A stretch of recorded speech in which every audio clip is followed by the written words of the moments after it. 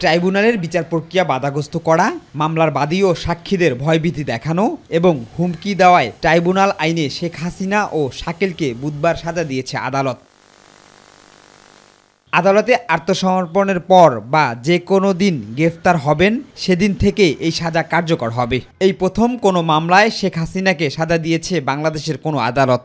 বাংলাদেশে তার বিরুদ্ধে দায়েরকৃত মামলার বাদী, সাক্ষী এবং তদন্তকারী কর্মকর্তা সহ যারাই বিচার প্রক্রিয়ার সাথে জড়িত তাদেরকে হত্যা করা, বাড়িঘর জ্বালিয়ে দেওয়া এবং নানানভাবে তাদেরকে থ্রেটেন করেছেন।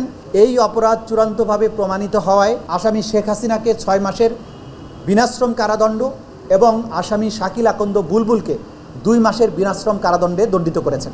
ডকুমেন্টসগুলি শুধুমাত্র একটি লিখিত কাগজ, যে লিখিত কাগজে যারা যে সময় স্পার্কটা স্বাক্ষর করেছেন সেই স্বাক্ষরটাকে যতক্ষণ পর্যন্ত বিজ্ঞ আদালতে এসে এক্সিবিট করা না হয় বা কোর্টকে যতক্ষণ পর্যন্ত বিশ্বস্ত না করা যায় যে এই ডকুমেন্টসগুলি তারাই দিয়েছে ততক্ষণ পর্যন্ত এটাকে আমি দ্বিমত পোষণ করছি। এদিকে আশুলিয়ায় সংগঠিত গণহত্যা ও 6 জনের লাশ পোড়ানো মামলায় 16 জনের বিরুদ্ধে অভিযোগ আমলে নিয়েছে আন্তর্জাতিক অপরাধ ট্রাইব্যুনাল। আশুলিয়ার যে মামলা 6 জনকে পুড়িয়ে মারা এবং এর বাইরেও আরও একজনকে গুলি করে হত্যা করা সহ আশুলিয়া অঞ্চলে যে সমস্ত অপরাধ হয়েছিল সেটার বিচার কার্য শুরু হয়ে গেল আন্তর্জাতিক অপরাধ।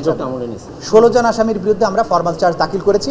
এর মধ্যে যে কয়েকজন গ্রেপ্তার আছেন তাদের বিরুদ্ধে গ্রেপ্তারি পরোয়ানা তো থাকবেই, যারা অনুপস্থিত আছেন বা পলাতক আছেন তাদের বিরুদ্ধে গ্রেপ্তারি পরোয়ানা জারি হয়েছে আজকে। সেই সঙ্গে পলাতক সাবেক এমপি সাইফুল সহ 8 জনের বিরুদ্ধে গ্রেফতারি পরোয়ানা জারি করে আদালত। মামলার পরবর্তী তারিখ 13 জুলাই। সেই কারণে এই কন্টেম্প প্রসিডিংসটা আনয়ন করা। শিমুল খান, মাই টিভি, ঢাকা।